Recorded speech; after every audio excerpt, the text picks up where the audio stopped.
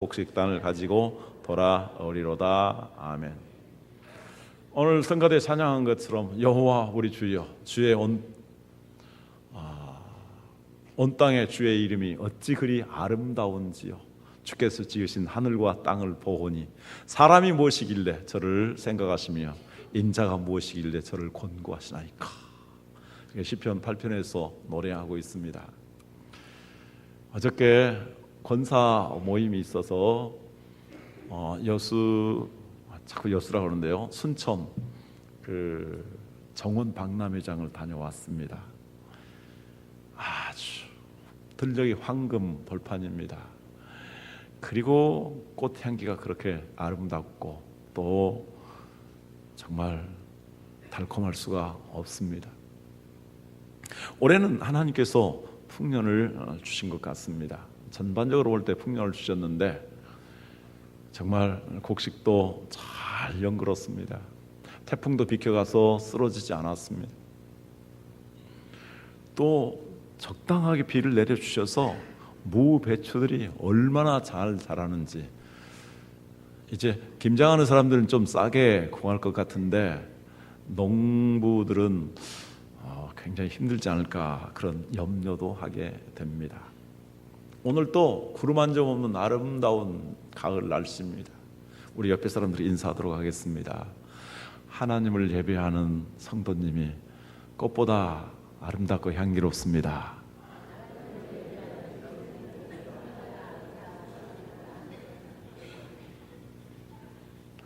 가을은 결실하고 그 수확을 거두는 계절입니다.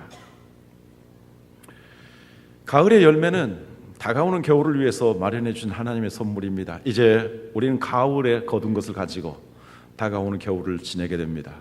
가을에 풍성한 수확을 거둔 사람에게는 겨울이 와도 전혀 염려할 일이 없습니다. 오히려 겨울에 그것을 먹고 쉬고 즐기며 다가오는 새봄을 기대할 수 있는 것입니다.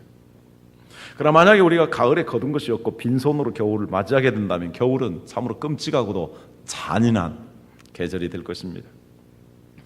우리 사랑하는 성도님들, 자연의 계절이 있고 우리 인생의 계절이 있고 신앙의 계절이 있습니다. 그런데 우리 신앙인의 계절은 봄, 여름, 가을, 겨울로 끝나지 아니하고 바로 가을에서 천국으로 연결이 됩니다. 그래서 인생의 슬픈 고독한 겨울은 없습니다.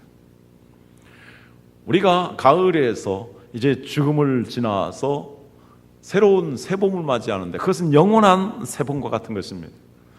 영원한 영광스러운 하나님 나라에 들어가게 되는 것입니다. 그렇다면 우리가 이 세상에서 70년, 80년, 90년, 100세까지도 산다고 하는데 이 세상에 살아 기간은 천국을 위해서 준비하는 기간입니다. 천국의 열매를 저장하기 위해서 이 땅에서 봄, 여름, 가을 동안 열심히 씨를 뿌려야 하는 것입니다. 성경은 우리에게 이렇게 말씀하고 있습니다. 갈라디아 6장 6절 이하입니다. 가르침을 받는 자는 말씀을 가르치는 자와 모든 좋은 것을 함께 하라. 스스로 속이지 말라. 하나님은 업신여김을 받지 아니하시나니 사람이 무엇으로 심든지 그대로 거두리라. 자기 육체를 위하여 심는 자는 육체로부터 썩어질 것을 거두고 성령을 위하여 심는 자는 성령으로부터 영생을 거두리라.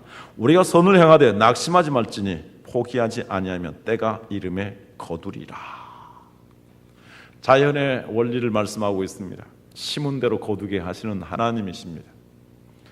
자기의 육신을 위해서 무엇을 먹을까, 무엇을 마실까, 무엇을 입을까, 여기에 초점을 맞춰서 살아가는 인생은 하나님 나라에서 아무것도 거두지 못하고 썩어질 것을 거둘 뿐입니다. 그러나 이 땅에서 우리가 무슨 일을 하든지 하나님의 영광을 위해서, 하나님 나라를 위해서 살아가게 된다면 그것은 바로 성령을 위하여 심는 것이고 영생의 열매를 거두게 될 것입니다. 그래서 우리는 이 땅에서 정말로 아름다운 씨앗을 잘 뿌려서 열매를 거두어서 그것이 천국 창고에 드릴 수 있도록 해야 하겠습니다. 앞으로 몇 주 동안 열매에 대해서 말씀드리겠습니다. 오늘은 전도의 열매, 다음에는 성품의 열매, 즉 성령의 열매, 그리고 기도의 열매, 감사의 열매, 이렇게 말씀을 전하도록 하겠습니다.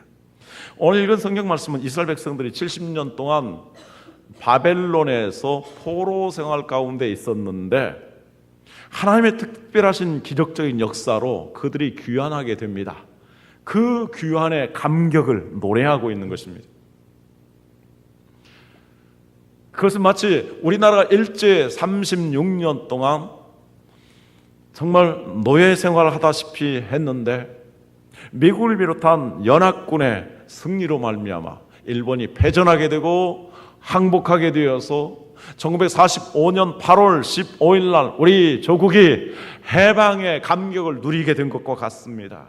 그때 정말 삼각산이 춤을 추며 한강물이 솟구쳐서 온 나라의 우리 대한민국 국민들이 감격하고 기뻐했을 것입니다. 그래서 우리가 꿈꾸는 것 같았도다. 우리 입에는 웃음이 가득 차고 우리 혀에는 찬양이 찼었으며 우리 모두 정말로 기쁘도다, 이렇게 노래하고 있는 것입니다. 다시 한번 제가 읽어봅니다. 여기에 아주 중요한 반복되는 세 가지의 용어가 있습니다. 시편 126편 1절의 사절 말씀입니다. 여호와께서 시온의 포로를 돌려보내실 때에, 이 포로라는 말이 나옵니다. 우리는 꿈꾸는 것 같았도다. 그때 우리 입에는 웃음이 가득하고 우리 혀에는 찬양이 찼었도다. 그때 문나라 가운데서 말하기를 여호와께서 그들을 위하여 큰 일을 행하셨다 하였도다. 이 큰 일이라는 말이 나옵니다.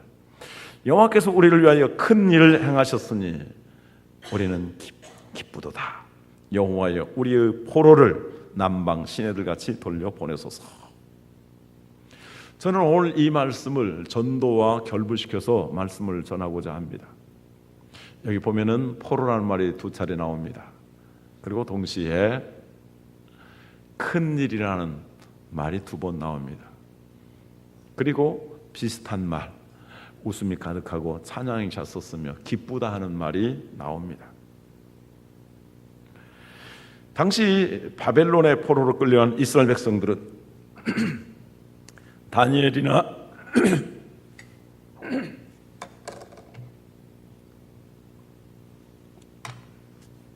다니엘이나 사드락 메삭과 아벳느고와 같은 소수의 몇 사람을 제외하고는 노예 생활을 하면서 굴종을 당하였습니다. 그들의 삶이 얼마나 비참했겠습니까?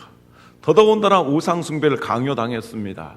그래서 사드락 메삭 아벳느고는 바로 그들이 숭배하는 신상 앞에 절하지 아니하였다고 해서 7배나 뜨거워진 용광로 속에 던져졌습니다. 그러나 하나님의 보호하심으로 그들은 털끝도 상하지 아니하는 기적이 일어나게 됩니다. 이렇게 바벨론에서 노예 생활을 하면서 이렇게 우상 숭배를 강요당하는 그들의 삶은 한마디로 비참했습니다. 그렇다면 이 세상에서 정말로 가장 불쌍하고 비참한 사람들은 누구일까요? 포로된 사람들입니다. 영적으로는 죄와 죽음의 포로가 된 사람들, 사탄에게 종노릇하여서 지옥의 불구덩이로 들어가는 사람들입니다. 부활과 천국의 소망이 없는 사람들은 이 땅에서 무엇을 먹을까, 무엇을 마실까, 무엇을 즐기며 살까, 이 세상에만 매여 있어서 죽기를 무서워합니다. 그리고 일생에 매여 종노릇하는 사람들입니다. 에베소 2장 1절 이하에서 이렇게 설명하고 있습니다. 그는 허물과 죄를 죽었던 너희를 살리셨도다. 그때 너희는 그 가운데서 행하여 이 세상 풍조를 따르고 공중의 권세 잡은 자를 따랐으니 곧 지금 불순종의 아들들 가운데서 역사하는 영이라. 다 같이 들어갑니다. 3절. 전에는 우리도 다 그 가운데서 우리 육체의 욕심을 따라 지내며 육체와 마음에 원하는 것을 하여 다른 이들과 같이 본질상 진노의 자녀였더니. 여기 하나님의 무서운 지옥의 불심판, 지옥에 들어가는 진노를 받는 사람들은 누구입니까? 죄와 죽음에 종노릇하는 사람들, 사탄에게 종노릇하면서 이 세상의 유행과 풍습을 따르고 육체의 욕심과 마음의 정욕을 따라서 살아가는 그러한 사람들이 바로 포로된 사람들이고 이 세상에서 가장 불쌍하고 비참한 사람들입니다. 바로 예수를 믿지 못하고 구원받지 못한 사람들이 이러한 사람들인 것을 성경은 우리에게 말씀합니다. 우리는 그들을 구원의 길로 인도해야 합니다. 우리를 그를 불쌍히 여기고 그들을 사랑해야 합니다. 하나님께서 우리를 불쌍히 여기셔서 우리를 구원하여 주신 것처럼 우리 또한 주님의 마음을 가지고 그들을 불쌍히 여기며 그들을 사랑해야 하는 것입니다. 그럼 우리가 무엇으로 어떻게 이렇게 불쌍하고 비참한 운명에 처한 사람들을 구원할 수 있을까요? 그것은 오늘 말씀에서 하나님의 행하시는 큰 일을 통해서라고 말씀합니다. 그러면 하나님이 행하시는 큰 일은 무엇일까요? 그것을 사도행전 2장에서 이렇게 설명하고 있습니다. 2장 11절 말씀입니다. 그레데인과 아라비아인들이 들이라 우리가 다 우리의 각 언어로 하나님의 큰 일을 말함을 듣는도다. 여기 하나님의 큰 일이라는 말이 나옵니다. 하나님의 큰 일은 무엇일까요? 이어서 21절 말씀 봅니다. 같이 읽습니다. 누구든지 주의 이름을 부르는 자는 구원을 받으리라 하였느니라. 이어서 30절 같이 읽도록 합니다. 36절 같이 읽습니다. 그런즉 이스라엘 온 집은 확실히 알지니 너희가 십자가에 못 박은 이 예수를 하나님이 주와 그리스도가 되게 하셨느니라 하니라. 오순절 성령님이 기도하는 주님의 제자들에게 임하였습니다. 그들이 성령 충만을 받은 다음에 방언으로서 각 나라에서 온 사람들에게 복음을 전하였습니다. 하나님의 큰 일을 전하였습니다. 그 하나님의 큰 일은 예수 그리스도의 복음이었습니다. 예수 그리스도께서 우리의 죄를 위해 십자가에 못 박혀 죽으시고 예수 그리스도께서 죽음의 권세를 깨트리고 부활하셔서 죽음의 권세를 이기는 영원한 생명을 우리에게 주신 것이 바로 하나님의 위대하신 일이었습니다. 그리고 이 복음을 전하여서 믿는 자마다 다 구원을 받는다고 하나님이 약속하셨습니다. 그러므로 예수 그리스도의 복음이 인류 역사 가운데 우리를 구원하시는 하나님의 가장 위대한 일이었고, 이 복음을 전하는 것이 또한 예수님 믿는 사람들이 하는 가장 위대한 일이 되는 것입니다. 그것이 바로 전도입니다. 하나님께서 이스라엘 백성들을 바벨론 포로에서 구원하신 것이 큰 일이었던 것처럼 하나님께서 예수 그리스도의 복음을 전하여서 다른 사람을 구원의 길로 인도하는 전도야말로 이 세상에서 우리 성도들이 할 수 있는 가장 위대하고 큰 일이 되는 것입니다. 왜냐하면 전도는 천하보다도 귀한 영혼을 구원하는 것이기 때문입니다. 그들을 마귀의 종로로 타는 데서 하나님의 자녀가 되게 합니다. 그들을 저주에서 축복의 길로, 죽음에서 생명의 길로, 지옥의 심판에서 천국의 영광으로 인도하는 것이기 때문에 가장 위대한 일이며 가장 적극적인 이웃 사랑이며 하나님을 기쁘시게 하는 것입니다. 할렐루야. 전도는 씨를 뿌리는 것과 같습니다. 5절 6절에서 말씀합니다. 눈물 흘리며 씨를 뿌리는 자는 기쁨으로 거두리로다. 울며 씨를 뿌리러 나가는 자는 반드시 기쁨으로 그 곡식단을 가지고 돌아오리로다. 여기 씨라는 말이 나옵니다. 씨앗은 참으로 중요합니다. 씨앗 가운데서도, 씨 가운데서도 더 중요한 것, 그것은 종자입니다. 농부들은 한 해 동안 농사를 다 지은 다음에 곡식을 농사를 지은 다음에 곡식을 거둬들이면서 제일 튼실한 것들을 모아서 종자로 삼습니다. 왜 그렇습니까? 내년에 심을 것이기 때문입니다. 심어야 또 더 많은 것들을 거두죠. 농사할 때 제일 중요한 것은 좋은 종자를 심는 것이고 좋은 묘목을 심는 것입니다. 농부는 아무리 굶어 죽을 만큼 배가 고파도 절대로 종자를 먹어서는 안 됩니다. 종자를 먹었다면 희망이 없습니다. 굶어 죽을 수밖에 없습니다. 이 종자의 꿈 무엇입니까? 땅에 뿌려져서 더 많은 열매들을 거두는 것입니다. 사과나무의 꿈은 더 많은 사과 열매를 거두는 것입니다. 건강한 부부의 꿈은 무엇일까요? 아름다운 사랑을 통해서 하나님께서 주신 천하보다 귀한 생명을 낳는 것입니다. 이렇게 해서 태어난 자녀는 부모의 기쁨이요 희망이 되며 그 가문의 영광이 될 것입니다. 만약 농부가 종자를 남기지 않고 다 먹어버린다면 어떻게 되겠습니까? 미래를 기대할 수 없습니다. 희망이 사라져버립니다. 마찬가지로 전도하지 아니하면 교회의 희망과 하나님의 나라의 확장을 전혀 기대할 수가 없습니다. 마을에 아이 태어나는 울음소리가 들리지 않으면 그 마을은 점점점 쇠약해져 갑니다. 그저께 한 분을 만났습니다.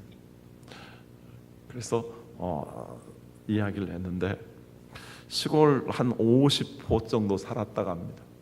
그런데 지금은 6가구밖에 남지 않았다고 합니다. 왜냐하면 젊은이들이 다 떠나버렸기 때문입니다. 그리고 집을 다 헐어버렸다고 합니다.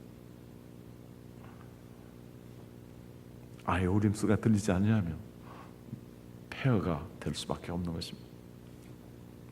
예수님을 통해 구원받아 하나님의 자녀가 된 우리의 꿈은 무엇일까요? 이 땅에서 그저 믿지 아니하는 사람들과 똑같이 무엇을 먹고 무엇을 입고 무엇을 즐기며 살 것인가, 그것을 구하는 것이 아닙니다. 그것은 우리의 영원한 꿈이 될 수 없고 그것은 우리가 추구해야 될 영원한 비전이라는 가치가 될 수 없습니다. 예수 그리스도의 그 크신 사랑과 희생으로 우리를 자녀 삼으신 하나님께서는 우리가 또 다른 전도의 열매를 맺기를 원하십니다. 오늘 찬양한 것처럼 우리는 사랑받기 위해 태어난 사람입니다. 그래서 하나님의 사랑을 받았습니다. 또한 우리는 그 사랑을 전하기 위해서 이 세상에 씨앗으로 심겨진 사람들입니다. 왜냐하면 또 하나의 열매를 하나님께서 우리를 통해서 전도의 열매를 맺기를 기대하시기 때문입니다.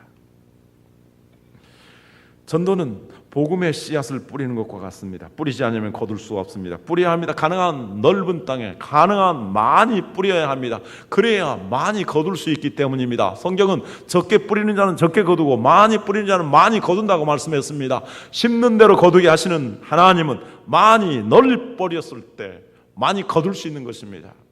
당장 내가 전도해서 그 사람이 예수 믿지 않는다 할지라도 우리가 열심히 전도하여 열심히 뿌리게 보면 그가 우리 교회에 올 수도 있고 다른 데 가서 신앙생활을 할 수도 있습니다. 하나님 관점에서 보면 바로 천국에 바로 영혼들이 구원을 받는 것입니다.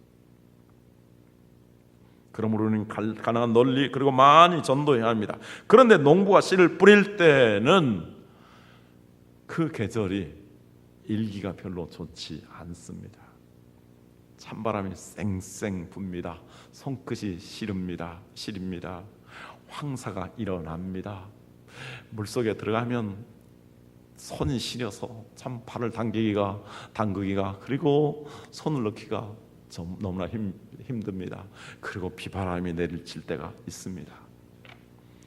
그럼에도 불구하고 그것을 무릅쓰고 대가를 지불하면서 씨를 뿌려야 합니다. 그 대가가 무엇일까요? 오늘 4절에서 6절에서 말씀합니다. 우리 같이 들어가겠습니다. 여호와여 우리의 포로를 남방 시내들같이 돌려보내소서. 눈물을 흘리며 씨를 뿌리는 자는 기쁨으로 거두리로다. 울며 씨를 뿌리러 나가는 자는 반드시 기쁨으로 그 곡식 단을 가지고 돌아오리로다. 우리가 전도하는 데에서 치러야 될 대가는 첫 번째 기도입니다. 이스라엘 백성들이 바벨론 포로로 해서 1차, 2차, 3차로 귀환하게 되었습니다. 아마도 1차 귀환하였을 때 이 감격을 노래한 것 같습니다. 그러나 아직 다 귀환하지 아니한 사람들이 있습니다. 하나님, 우리가 이렇게 포로에서 귀환하여서 꿈꾸는 것 같았고 우리 가슴이 벅차서 감격스럽습니다. 하나님이 아직 포로에서 귀환되지 아니한 사람들을 하나님 귀환할 수 있도록, 그래서 남방 시내가 저렇게 기름지게 흐르는 것처럼 저들을 하나님 돌려보내 주십시오. 포로에서 돌아오게 하여 주십시오. 이렇게 간곡하게 하나님 앞에 기도하는 것입니다. 또 하나는 눈물을 흘리면서 씨를 뿌리는 것입니다. 한 영혼을 구원하기 위해서는 우리가 하나님 앞에 시간을 들여서 수많은 세월 동안 간절하게 하나님께 기도해야 합니다. 왜냐하면 기도만이 예수 그리스도의 복음을 회방하는 사탄의 그 회방을 잠재우고 영혼을 움직일 수 있는 하나님의 방법이요 하나님의 능력이기 때문입니다. 그러므로 우리는 한 영혼을 가슴에 품고 기도해야 합니다. 생각해 보십시오. 한 송이의 국화꽃을 피우기 위해서도 밤마다 섭적새가 울어대고, 그리고 먹구름이 일어나며 천둥소리가 일어나고 간밤에 무소리가 내리고 그것을 참고 견딥니다. 그리고 나는 잠을 이루지 못하였다. 잠을 지새면서 한 송이의 국화꽃이 피기를 그렇게 고대하고 인내하는 것입니다. 한 생명의 아기를 얻기 위하여서 어머니는 10달 동안 잉태의 고통, 입덧의 고통과 몸무게의 무거움과 그리고 체질이 변화되는, 체형이 변화되는 그러한 수고를 감당해야 합니다. 그리고 사설 넘는 출산의 고통을 겪어야만 하는 것입니다. 그렇지 않냐고서는 천하보다 귀한 한 생명을 얻을 수가 없습니다. 그런 기도와 수고의 대가를 지불해야 합니다. 한 영혼을 가슴에 품고 우리가 10달 동안만이라도 기도할 수 있다면 그것을 요즘 용어로 태신자라고 합니다. 한 영혼을 가슴에 품고 우리가 그를 구원하기 위해서 한 10달 동안이라도 기도해 볼 수 있기를 원합니다. 한 사람이라도 두 사람이라도 그를 놓고 기도하면서 그가 돌아오기를 위해서 간구한다면 나의 가족도 좋습니다. 나의 친척도 좋습니다. 나의 친구도 좋습니다. 나의 동료도 좋습니다. 내 가까이 있는 이웃, 그의 영혼을 사랑하며 불쌍히 여기는 마음으로 이렇게 가슴에 품고 기도할 때에 그 생명이 변화되고 죽게 돌아오는 역사가 일어나게 될 것입니다. 교회는 왜 이 세상에 존재할까요? 하나님께서 만약 우리의 삶이 우리 자신만을 위한다면 지금 거둬가시는 것이 훨씬 더 좋습니다. 순천 정원 박람회 보았습니다. 세계의 아름다운 정원의 모델을 따서 여러 그 정원을 만들어 놨습니다. 가장 좋은 정원들이기 때문에 환상적일 것입니다. 그리고 국화꽃으로 아주 충만하게 술을 놓았습니다. 국화꽃 동산이 있는데 그 국화꽃만도 3억 원이라고 합니다. 그러나 자세히 보니까 10월 초에 심었다고 그러는데 이제 열흘 지났는데 시들어 갑니다. 그리고 앞으로 10일만, 아니 다음 주일 가면 폐장이 되고 사그러져 버립니다.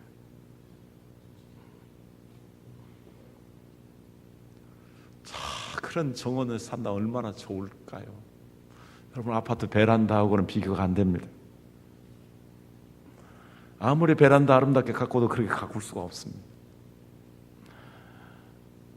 그러나 천국은 비교가 되지 않습니다. 우리 자신만을 위한다면 하나님께서 우리 천국으로 지금 데려가실 것입니다. 그러나 이 땅에 아직 두신 이유는 또 하나의 열매, 전도의 열매를 우리를 통해서 맺기를 하나님이 기대하시기 때문입니다. 왜 주님께서 아직 재림하시지 않습니까? 천하보다 귀한 영혼이 구원받기를 원하시고 한 생명도 멸망받기를 원하시지 아니하시기 때문입니다. 그러므로 우리는 한 영혼의 가치를 돈으로 계산하지 않아야 합니다. 교회의 존재 가치를 돈으로 계산하지 마십시오. 그것보다 더 인본주의적이고 배금주의적이고 세속주의적인 게 없습니다. 문제가 무엇입니까? 한 영혼을 천하보다도 귀하게 여기는 마음이 우리에게 부족한 것입니다. 추수할 곡식은 참으로 많은데 한 영혼을 위해서 간절하게 기도하는 사람이 부족한 것이 문제입니다. 대가를 지불하면서 정말 시간을 드리고 또 재물을 드리고 나의 재능을 들여서 정말로 그를 위해서 찾아가고 복음을 전하는 이러한 증인들이 부족한 것이 문제인 것입니다. 주님 말씀하십니다. 추수할 곡식은 많은데 추수할 일꾼들이 적도다. 그러한 일꾼들을 보내달라고 하나님 앞에 기도하라고 말씀합니다.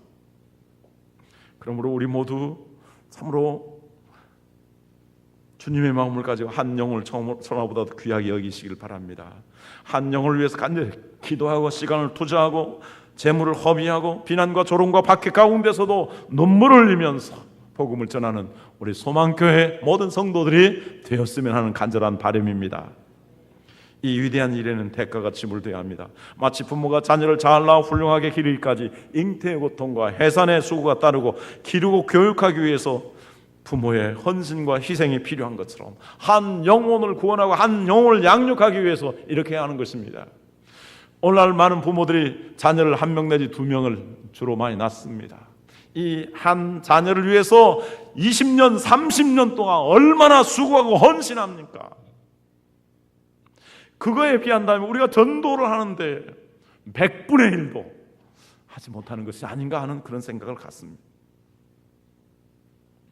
우리가 한두 명 자녀를 잘 낳고 잘 기르기 위해서 그토록 수고하고 헌신하는 만큼 또한 우리가 영적으로 일생 동안 한 영혼, 두 영혼만이라도 이렇게 복음을 전하여서 그를 위해서 기도하여서 그를 생명의 길을 인도한다면 우리는 정말로 이 땅에 살아있는 가치, 하나님 우리를 구원하신 그러한 복음의 빛을 갚을 수 있는 것입니다. 이렇게 복음을 전하여서 정말 생명을 구원하는 사람들, 저는 신앙적으로 성공한 사람들이요 승리한 사람이라고 봅니다. 이렇게 애를 써서 전도하여 한 생명의 구원을 받게 되었을 때 그 결과는 어떻게 나타날까요? 오늘 읽을 말씀처럼 꿈꾸는 것 같을 것입니다. 입가에는 웃음이 가득하고 혀에는 찬양이 가득 넘치며 그 심령 속에서 벅차오르는 기쁨이 솟아오를 것입니다. 누가 그 기쁨을 누릴까요? 천하보다 귀한 영혼을 가슴에 품고 간절히 기도하며 대가를 지불한 사람만이 그 감격을 누립니다. 그렇지 않은 사람은 냉랭합니다. 마치 눈물을 흘리며 씨를 뿌리는 농부가 추수의 기쁨을 누구보다도 더 누리고 10달 동안 온갖 고생을 하는 어머니가 출산의 감격을 가장 느끼는 것과 같습니다. 또한 우리가 한 전도하여 산 영혼 주님께 돌아왔을 때 누가 가장 기뻐하실까요? 우리 하나님과 우리 주 예수 그리스도십니다. 왜냐하면 그분들은 어마어마한 대가를 지불하셨기 때문입니다. 하나님은 예수 그리스도를 이 땅에 보내시고 십자가에 못 박으셨습니다. 예수님은 낮고 천한 데 오셨습니다. 낮아지셨습니다. 죄인이 되셨습니다. 가장 치욕적이고 모욕적이고 고통스러운 십자가를 지셨습니다. 그러기에 한 영혼이 돌아왔을 때 얼마나 기뻐하시는지 모릅니다. 천국의 잔치가 일어나는 것입니다. 누가복음 15장 22절 24절 다 같이 읽도록 하겠습니다. 아버지는 종들에게 이르되 제일 좋은 옷을 내어다가 입히고 손에 가락지를 끼우고 발에 신을 신기라. 그리고 살진 송아지를 끌어다가 잡으라. 우리가 먹고 즐기자. 이 내 아들은 죽었다가 다시 살아났으며 내가 잃었다가 다시 얻었노라 하니 그들이 즐거워하더라. 바로 이것이 우리 하나님 아버지의 기쁨을 표현하는 것입니다. 내 아들이 죽었다가 살아났다. 우리가 먹고 마시고 즐기자, 기뻐하자 하는 것입니다. 마지막으로 말씀드립니다. 하나님께서 이루시는 전도의 역사 가운데 놀라운 기적이 하나 있습니다. 그 기적은 무엇입니까? 씨앗을 하나 심었더니 30배, 60배, 100배의 결실을 맺는 것처럼 한 사람을 전도했는데 이 한 사람 가운데 어떤 사람은 30명, 60명, 100명을 전도하는 사람이 되는 것입니다. 이 땅에 몇 명의 선교사들이 와서 복음을 전하였는데 1000만 명의 성도들이 바로 구원을 받았습니다. 이 지역에 몇 사람이 와서 전도했는데 정말 교회들이 이렇게 세워져 나가는 것입니다. 우리 한국에 놀랍게 폭발적으로 부흥한 교회의 공통된 특징이 하나 있습니다. 그것은 뭐냐면 그 교회에 전도의 열정을 가지고 전도의 은사를 가지고 헌신한 사람들이 꼭 있다라는 것입니다. 저 서곡지구에 예담교회가 있습니다. 그 예담교회에 놀라운 전도의 열정을 가지고 우리 교회 와서 세미나를 가주셨죠. 유연소 전도사님, 지금 선교사님으로 계십니다. 12월에 우리 교회에서 얼굴을 보게 될 것입니다. 그분은 8년 동안에 그 교회 500명 이상을 전도했다가 한 사람이 예수를 믿고 전도의 은사를 받고 그 일에 헌신하니까 교회가 부흥하게 된 것입니다. 이러한 은사를 우리에게 주시기를, 이러한 은사를 가진 사람들이 우리 교회에 나타나기를, 그러한 은사를 가진 사람들이 일어나기를 우리가 기도할 수 있기를 바랍니다. 그랬을 때 하나님의 가족이 늘어납니다. 교회가 힘을 얻고 부흥합니다. 하나님의 나라가 확장되어 가는 것입니다. 전도야말로 이 땅에 성공할 수 있는 가장 위대한 일입니다. 천하보다 귀한 생명을 구원하는 것이며 가장 적극적인 이웃 사랑입니다. 하나님을 기쁘시게 하는 것입니다. 그러기에 하나님께서는 이 전도한 사람에 대해서, 그 수고와 헌신에 대해서 아주 고귀하게 평가하시며 가장 큰 상을 내려주십니다. 그래서 전도의 상이 제일 큰 것입니다. 우리가 잘 아는 말씀 다니엘 12장 3절 말씀 읽습니다. 같이 읽죠. 지혜 있는 자는 궁창의 빛과 같이 빛날 것이요 많은 사람을 옳은 대로 돌아오게 한 자는 별과 같이 영원토록 빛나리라. 이 땅에서뿐만 아니라 하나님의 나라에서 영원토록 빛나는 스타가 바로 많은 사람들에게 복음을 전하여서 돌아오게 한 사람이라고 말씀합니다. 우리가 이렇게 많은 사람을 전도하지 못한다 할지라도 정말 한두 사람만이라도 우리의 가족들까지도 그리고 전할 수 있기를 바랍니다. 그리고 할 수만 있으면 전도의 은사를 얻어서 더 많은 사람을 전도할 수 있는 우리 교회, 우리 성도, 우리 교회 일꾼들이 되기를 주님의 이름으로 축원하며 소원합니다. 기도하겠습니다.